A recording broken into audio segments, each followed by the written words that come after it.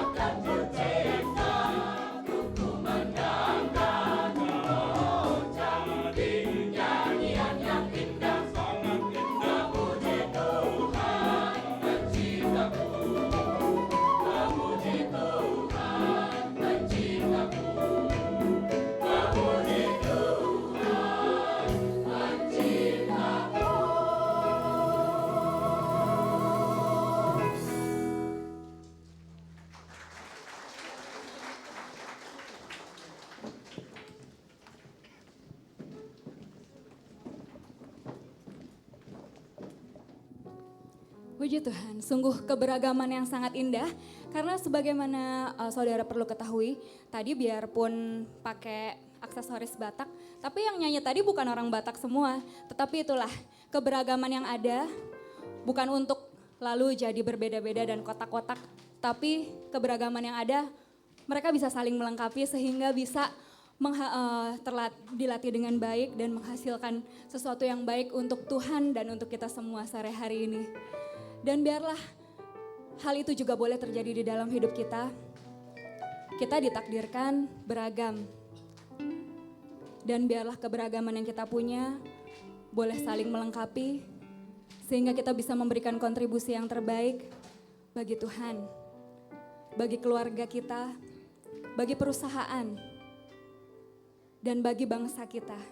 Sehingga bangsa kita, Indonesia, bisa memuliakan Tuhan. Mari kita memulai dari diri kita mau memberi diri untuk Tuhan. Kita mau berdoa bagi bangsa kita. Kita mau berdiri di tengah keberagaman dan membuka diri untuk saling melengkapi. Sebentar lagi kita akan mendengarkan firman Tuhan. Tuhan mau bicara apa terhadap kita sore hari ini? Biarlah hati kita siap.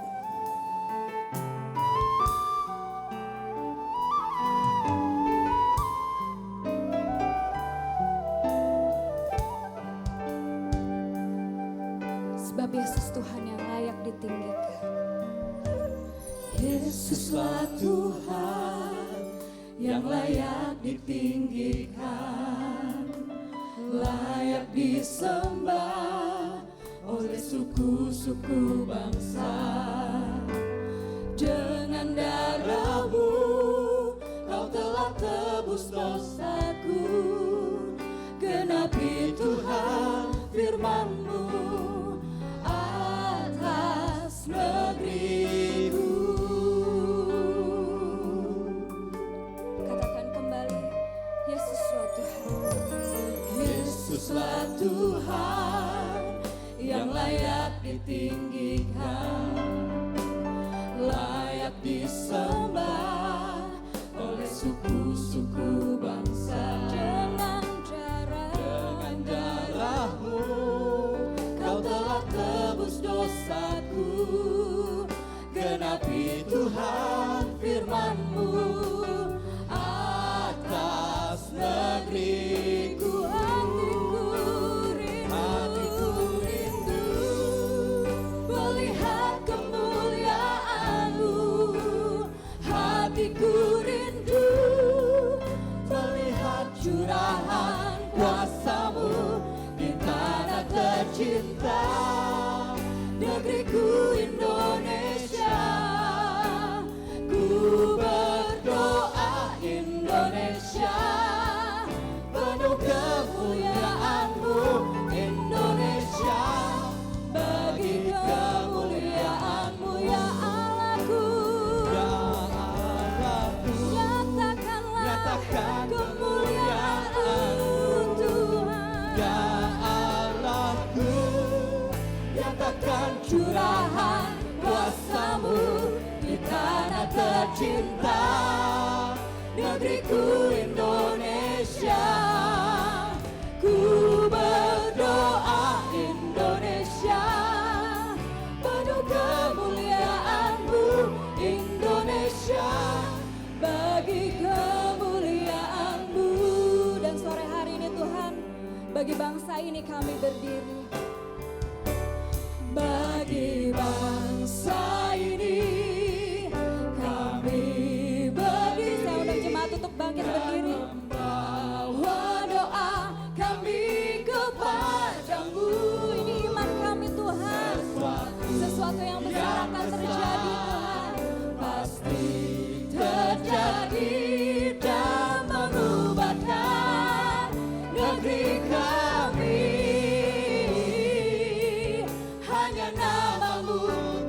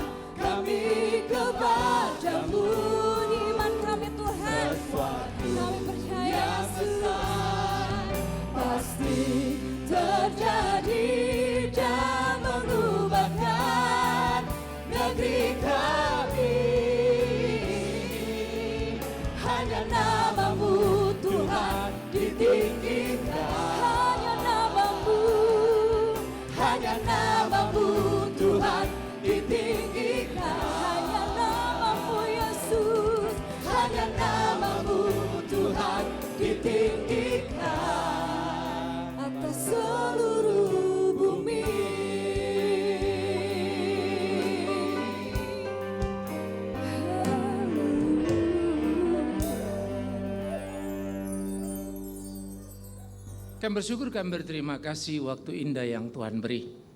Natal datang silih berganti dari tahun lepas tahun. Perenungan demi perenungan kami dengarkan. Namun kalau saja kami mau duduk diam, kami tersentak. Tak terlalu banyak perubahan dari begitu banyak Natal yang kami rayakan.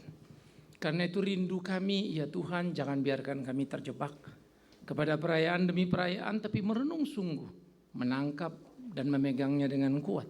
Betapa Tuhan melukis hari-hari kami indah, menjadi terang yang seharusnya mampu menerangi dunia. Karena itu tolonglah kami, sehingga semua kami sadar di dalam posisi yang Tuhan percayakan pada kami. Menjadi pekerja, apakah di kantor, menjadi pengajar, atau bahkan kami mungkin yang bekerja sendiri. Di dalam berbagai posisi atas tengah bawah, satu yang kami tahu, tak pernah kebetulan, tapi di sanalah terang-Mu seharusnya bersinar. Karena itu tolong pimpin kami di perenungan kami, lebih lagi hamba-Mu, kuatkan dalam belas kasih-Mu. Demi Yesus Kristus Tuhan kami berdoa. Amin. Silakan duduk saudaraku yang kekasih. Saya boleh pinjam wireless. Ini kursi di depan siap-siap saja ya. Kalau saya capek saya duduk ya. Karena kemarin tanggal 1 sampai tanggal 5 itu saya dirawat di rumah sakit ya.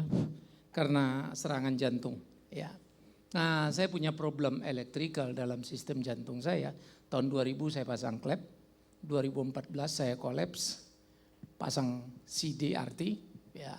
Jadi ada pacu jantung, elektroda dan seterusnya. Udah 2 alat ya. Nah kemarin saya kolaps 6 kali pingsan sadar, masuk rumah sakit 5 hari ya. Jadi Selasa keluar, Minggu sudah khotbah. Semua orang marah-marah sama saya. Tapi saya pikir itulah hidup sebetulnya. Nah saya akan bercerita pada tiap saudara. Bagaimana sebetulnya hidup itu bukan malapetaka apapun yang terjadi. Justru di sakit itu saya bisa bercerita pada banyak orang. Apa yang harus kau takuti? Justru di masalah itu saya bercerita pada banyak orang. Apa alasanmu untuk tidak mengerjakan apa yang Tuhan kehendaki? Justru di situasi itu saya bisa bercerita dengan kondisi yang ada. Tak perlu untuk berkata semangat dan seterusnya. Karena saya bersyukur pada Tuhan menjadikan saya alat peraga dari apa yang diajarkannya. Saudara, Yesaya pasal 9 ayat 1 sampai 6. Tadi sebagian kita sudah baca di dalam liturgi berbalasan kita. Menceritakan kepada kita bagaimana dunia diwarnai dengan kegelapan. Ini terjadi sesudah manusia jatuh ke dalam dosa. Pada waktu Adam jatuh ke dalam dosa, hasilnya apa?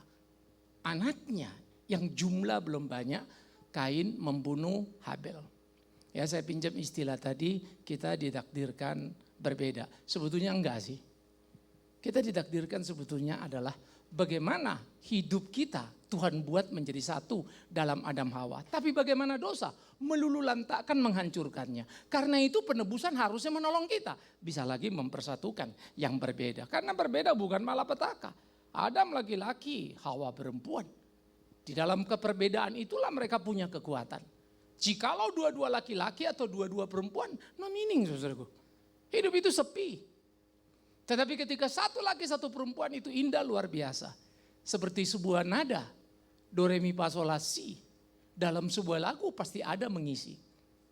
Tak mungkin semua nadanya do bukan? Kalian suka nada do, re, mi, fa, sol, la, si. Nada mana yang paling suka? Halo, asal tebak aja lah. Sol. Nyanyilah kau sol terus. Ya, datang tukang sol sepatu nanti ya. Mau disol pak kan gitu ya. Karena enggak mungkin kan. Pasti semua nada kita butuhkan. Karena itu bukan malapetaka kalau satu sakit, satu seger bugar, satu cacat. Bukan problem itu. Bukan malapetaka ketika satu di atas, satu di tengah, satu pegawai dalam kehidupan hari-harinya. Bukan. Karena itulah ketika dikatakan oleh Alkitab. Bagaimana gambaran ini dilatar belakangi. Orang-orang Yehuda akan dibuang ke Babel. Lalu mereka akan dibuang ke Babel, Yesaya bicara.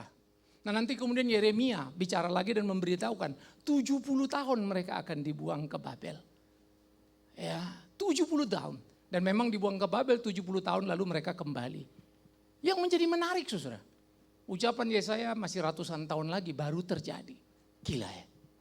Dan dia berkata bahwa nanti ada satu raja yang disebut yang diurapi Tuhan namanya Kores. Dia akan membawa kalian kembali. Tuhan menyerahkan Israel ke dalam tangan Babel. Jadi orang buangan. Tapi ini kan kafir ya. Tapi Tuhan pakai kafir yang lain, yang namanya Raja Kores atau Persia, untuk membawa mereka kembali ke Yerusalem. Saudara kalau belajar sejarah dan melihat Alkitab, kagetnya luar biasa. Bentangan ratusan tahun bisa diatur sedemikian hebatnya. You tahu Yunani, itu sudah diomongin di dalam kitab Yesaya. Kebangkitan kerajaan yang hebat. Waktu itu Yunani belum berbentuk apa-apa. Nanti Yunani mengalahkan Persia, lalu Yunani menjadi luar biasa. Dan kemudian yang tadinya Sparta dan Makedonia dan lain-lain, Aten yang terpisah, lalu menjadi Yunani bersatu. Tapi siapa pernah menduga Yunani juga rontok, lalu muncul Roma dan seterusnya. Tapi siapa pernah menduga hari ini Yunani dan Roma kecil saja. Tidak terlalu luar biasa. Dalam ekonomi mereka terpuruk bukan? Tapi di dalam sejarah lalu mereka begitu perkasa. Belajar sejarah sangat indah saudara. Tetapi kita harus melihat dari perspektif tangan Allah yang berdaulat. Nah bangsa ini akan dibuang. Tapi pembuangan bukan karena kebencian. Pemurnian Tuhan terhadap umatnya. Yehuda sudah terlalu kurang ajar. Sebentar menyembah Tuhan, sebentar menyembah berhala. Sak maunya saja. Mereka sudah tidak tahu lagi bersyukur. Maka Tuhan mau memurnikannya. Dalam pemurnian Tuhan menggunting seperti pokok anggur. Ada yang dibuang, ada yang dipertahankan. Itu diberi istilah sisa Israel. Bahasa perjanjian baru, banyak yang dipanggil, sedikit yang dipilih. Banyak yang ikut Natalan, sedikit yang masuk surga. Saya tidak tahu kalian ini jenis masuk atau tidak, begitu ya. Jadi banyak orang pergi ke gereja, jangan gembira. Sedikit yang masuk surga. Itu Alkitab loh. Sehingga saya sebagai orang yang bergumul dengan kebenaran, selalu mengalami kegelisahan dalam keramaian. Kadang-kadang saya selalu berpikir, akankah semua ini sungguh-sungguh menjalaninya? Saya selalu berdoa Tuhan tolong, supaya sungguh-sungguh lahir orang-orang yang unggul dalam hidup keimanan itu. Maka begitulah rindu Tuhan akan Yehuda, dibuanglah mereka, dimurnikanlah mereka. Lalu mereka kembali lagi ke Yerusalem. Di bawah 3 kepemimpinan Zerubabel, Esra dan Nehemia. Sayang ini Yerusalem lagi rame-rame ya. Lalu beredarlah WhatsApp. 70 tahun adalah penggenapan. 1948 merdeka tambah 70 2018. Tuhan akan datang. Alamak. Jadi kalian yang punya deposito banyak serahkan padaku. Supaya tahun depan Tuhan perhitungkan itu padamu. Apa iya? Nobody knows. Gak ada yang tahu kapan datang. Gak usah kau pusingkan kapan dia datang. Pusingkan hari ini kamu ngapain. Kerja yang baik apa tidak. Jadi jangan terlalu lari-lari. Kalau semua bisa ditebak demi Tuhan yang hidup.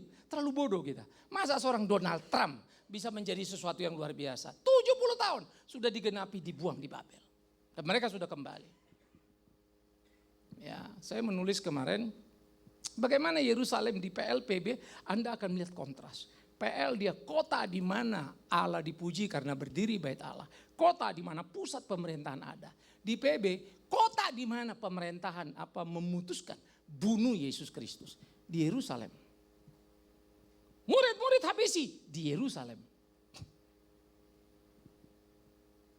Lalu banyak orang bilang, loh Pak jangan lupa loh Pak, di Yerusalem itu Yakobus kan menjadi uskup di sana.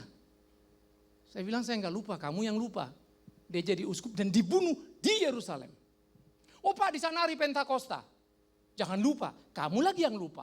Memang hari Pentakosta, apa respon Yerusalem? Mereka ini mabok. Yerusalem itu mengerikan. Sehingga memang muncul satu misteri yang luar biasa.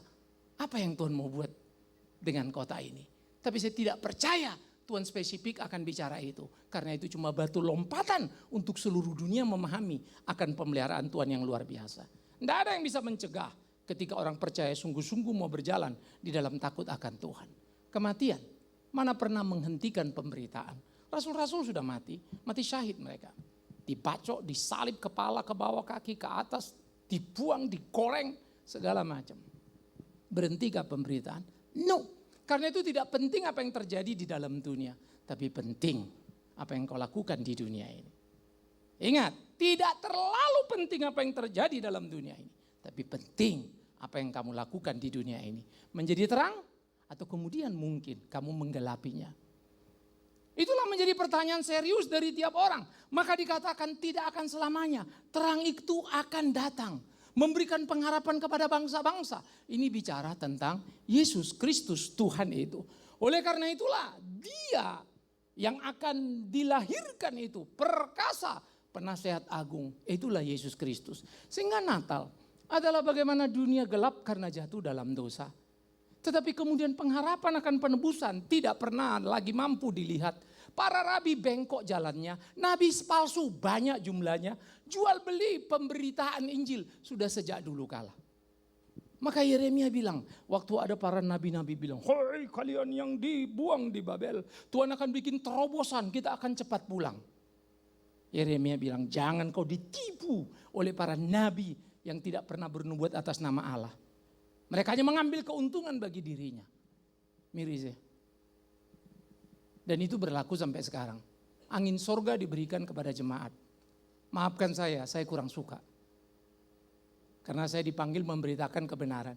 Dan kebenaran itu menggelisahkan. Kalau kalian senang dengan kebenaran, bagi saya itu justru membingungkan. Coba saya tanya sekali lagi. Kalian suka tidak firman Tuhan? Halo, mulai diam ya. Suka tidak firman Tuhan? Suka, agak suka, apa suka banget? Suka banget. Alkitab berkata, jikalau seorang menampar pipi kananmu berikan, siapa yang mau? Silakan maju ke depan. Demi Tuhan yang hidup aku pendeta. Tidak kebayang kalau aku ditampar orang. Sangkal dirimu, pikul salibmu, ikut aku. Saya selalu bergumul untuk hal itu. Saya tahu itu dan saya berkali-kali mengkhotbahkan dari berbagai perspektif. Baik sosial, politik, filosofi, psikologi, terutama dalam teropong teologi. Saya tahu saudara.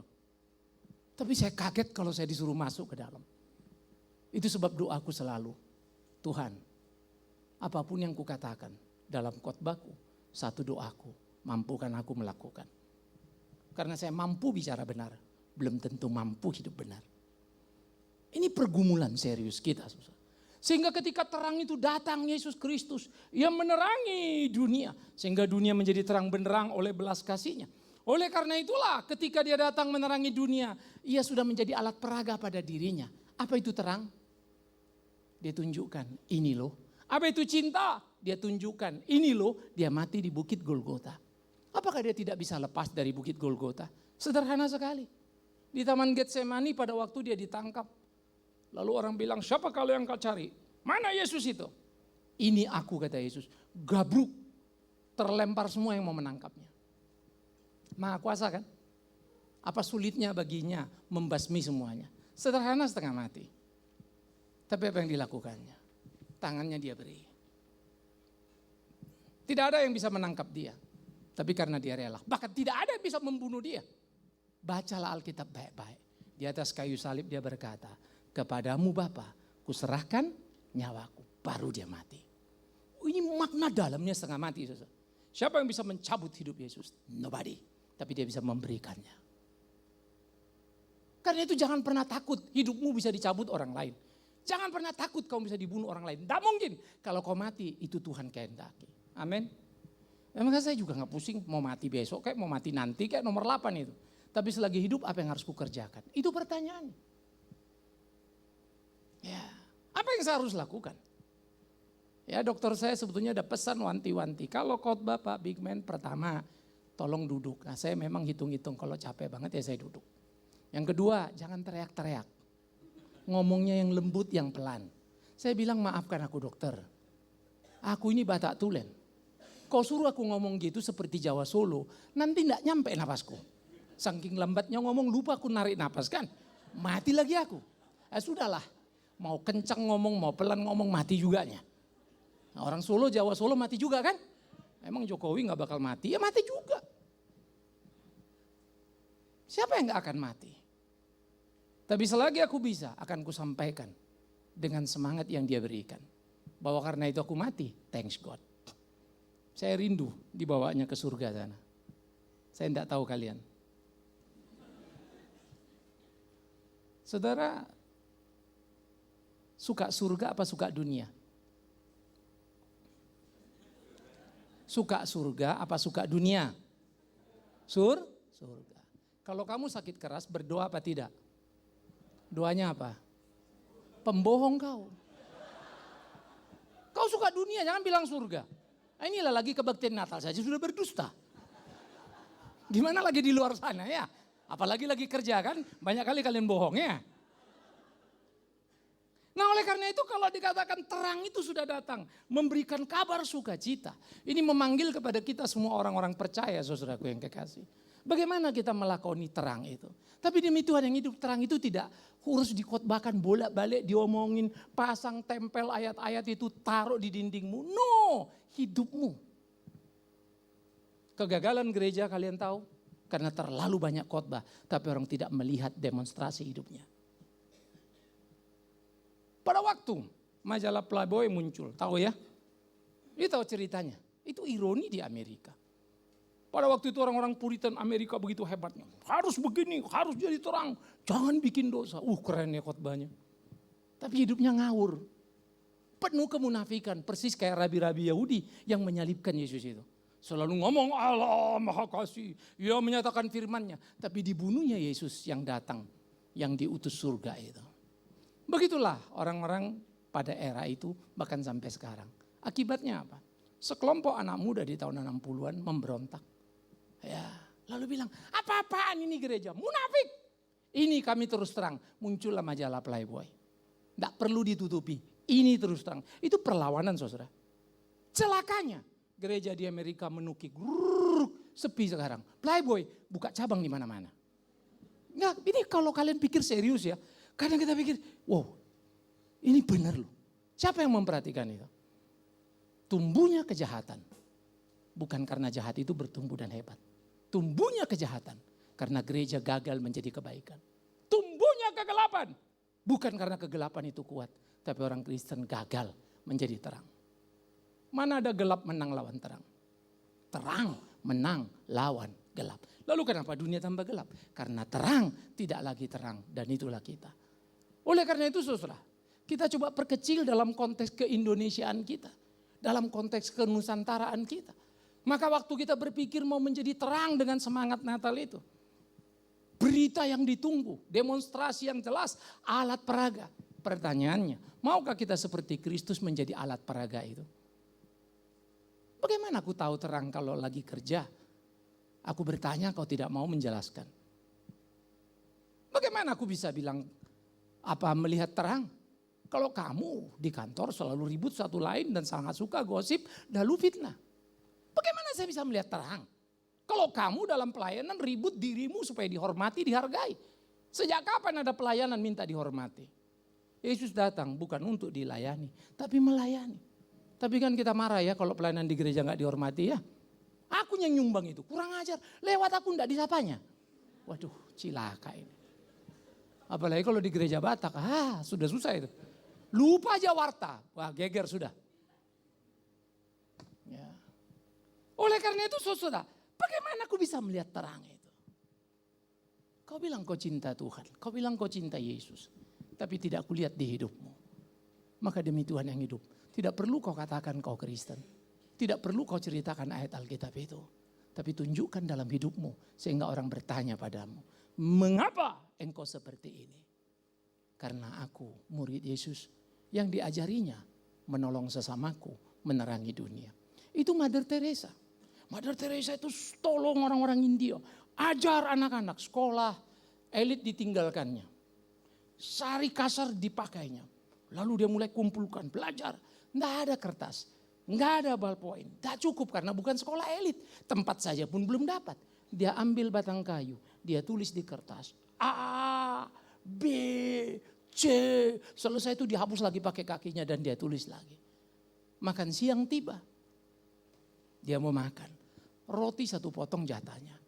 Anak-anak itu melihat dalam laparnya. Puluhan anak. Akhirnya dibagi-bagi-bagi. Anak cuma dapat sedikit-sedikit pokoknya bisa mencicipi. Mother Teresa cuma dapat tempatnya.